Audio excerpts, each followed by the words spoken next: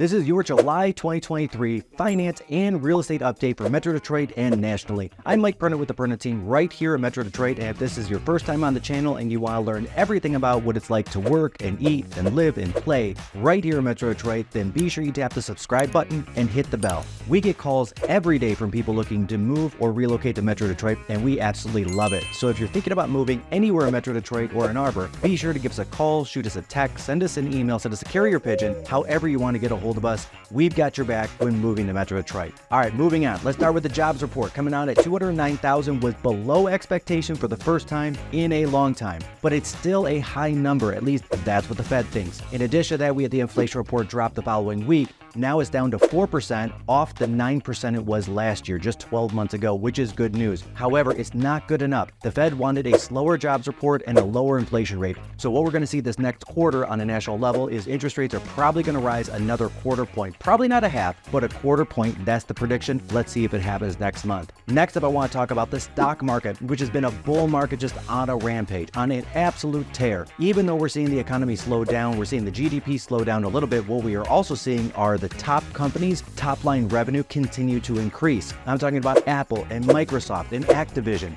Oh yeah, by the way, Activision and Microsoft, those guys are joining forces. So that's going from a $12 billion revenue and a $7 billion revenue, which will become a $19 billion revenue company, putting it in the top 5 of all companies. This is a great time to get into the stock market. I think this bull market is going to continue through next year because profits are still at an all-time high. Just look at Apple hitting $2 trillion, the first $2 trillion American company. Next up, we're going to talk about interest rates and the real estate market. Interest rates have officially hit 7%. 7%, guys, it is ginormous. Adjustable rate loans are still about a half point less, so there's definitely some wiggle room in those interest rates if you're looking to buy a home. And if you are looking to buy a home, now is the time, today is the day. Now I'll tell you why. The number of sales in Metro Detroit is down 22% year over year, but it may not be for the reason that most people think. A lot of people are thinking that the home sales are down because interest rates are so high and buyers do not want to get a 7% mortgage. Of course, nobody wants a 7% mortgage when just a year and a half ago we were looking at 2.5% or even 3% mortgages, but buyers got to move. The lower half of the millennial population and the top half of the Gen Z population, think 25 to 35, are now making their first time home purchases, putting a major squeeze on that price range right now. And I'm talking about here in Metro Detroit, it is darn near impossible to find an active property between, let's say, 100 and 350,000.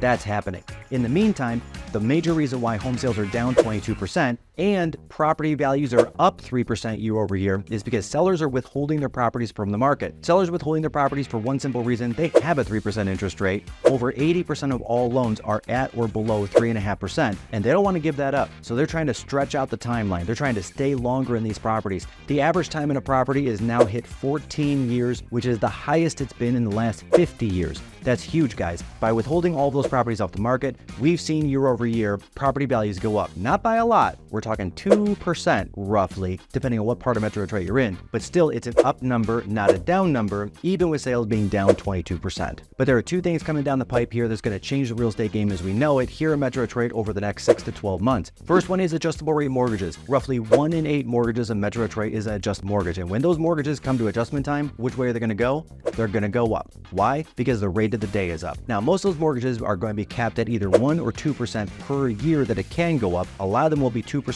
year one and then 1% every year after that. But there are a lot of people that bought at their absolute max price when they did buy in 19, 20, 21, and even 22, which means when those rates start going up in those 18 and 19 loans, that subsequent payment hike, in addition to inflation on everything, is going to cause these guys to need to sell their property. Now, the good news is they've got a lot of equity, so I don't see foreclosures rising. In fact, foreclosures are at an almost all-time low, but what I do see is some sellers that will be getting on the market that otherwise wouldn't if their rates didn't adjust. The second thing I see is interest rates are probably going to start coming down early next year to mid next year, and as that happens, more buyers are going to jump into the market as affordability finally eases up. And yes, we're at the most unaffordable point in the last 25 years in U.S. real estate. And a lot of that, again, goes back to inflation rate, the cost of everything going up, the cost of properties going up, and the interest rate rising upwards of 7%. Now, when that happens, the fence sitters are going to get off the fence, try to quash their leases, and get into the real estate game, causing a huge demand, but again, not a ton of supply. Because when interest rates get down to 4.5% to 5.5%, which we will probably see by the end of next year or even 2025, we're still going to have a ton of people like myself, frankly, that are at a 2.5% or 3.5% interest rate that they're not going to want to give it up. Even though I would like to move, and I'm one of those people that are in that boat, I'm not going to move because my interest rate is so favorable and I've got such a low payment right now compared to what it would be even if I were just going to rebuy the same home.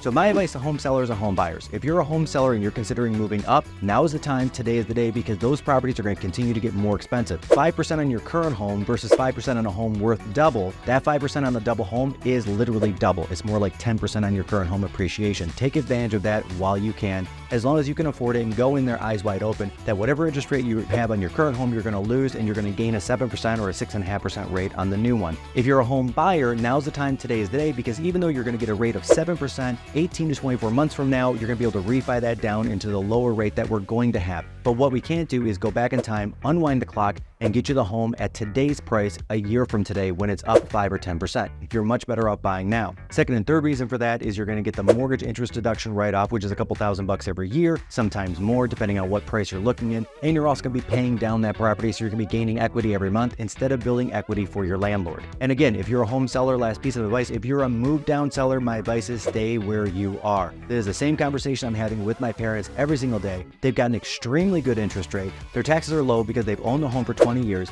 and there is no advantage to moving down to a property even 50% less in value, because the taxes on that house, because of how long they've been in their house, would actually be higher. Their monthly bill would actually go up, not down, if they downsize. They're better off just staying put. My name is Mike Perna, local real estate agent here in Metro Detroit. This is your July 2023 financial and real estate update. Make it a great day.